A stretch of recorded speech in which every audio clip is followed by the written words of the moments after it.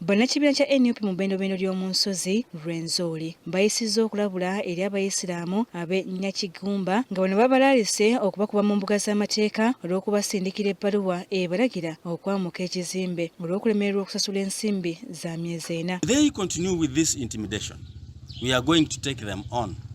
And I want to guide once again that we already paid tenants of the Muslim Supreme Council or the Mosque of Bunyangabo in Nyakigumba. And should they also continue with their threats? For us as National Unity Platform, we believe in the rule of law, and we have decided that the law will be our best friend. Yeriko omubaka wa Busungula South Mbajjo Katika Jackson agamba nti ekibiina kya NUP kyawandiisibwa mu mateeka era kimanyiddwa bulungi nnyo ng'ensonga y'ensimbi si kyekizibu ekiri awo wabula obuzibu obw'amaanyi buvudde ku RDC agezaako okukozesa imaamu w'omuzikiti eyabakkiriza okupangisaako yafeesi zaabwe. That the NRM district membership leadership had held a meeting in Nyakigumba sub-county and resolved that they should fight the presence of National Unity Platform in Bunyangabo. Afosinga abalandlord baffe okulaba nti batujja mu kifo kino era tuulira tuli mu kutya nnyo. Nze nganze mwennyini ntidde nnyo okumbozaawo olwa threats ezo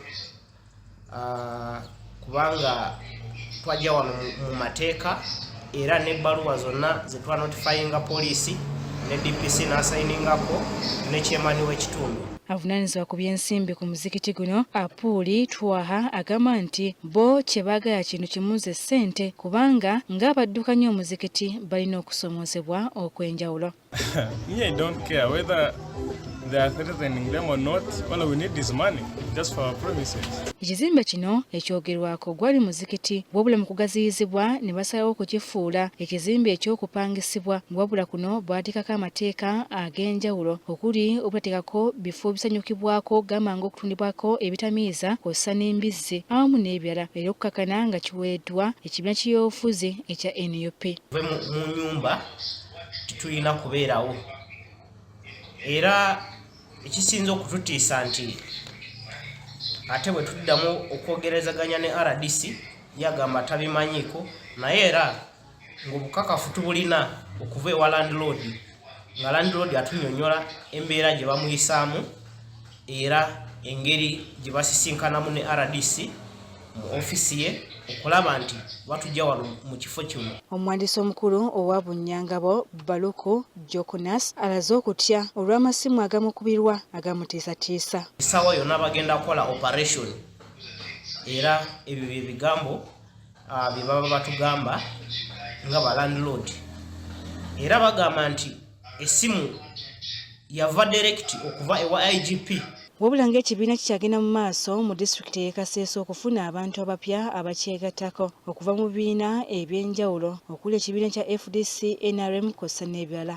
Aba mu bibiina eby'enjawulo omuli FDC ne NRM.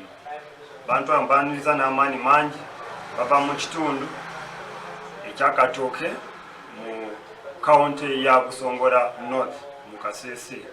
Tubandiza n'amaanyi mangi. Tuli basanyufu nti wano e Kaseese abantu kati beejumbidde nnyo National Unity Platform, abantu bakyuka buli lukya. Kaseese kunga! Kunga!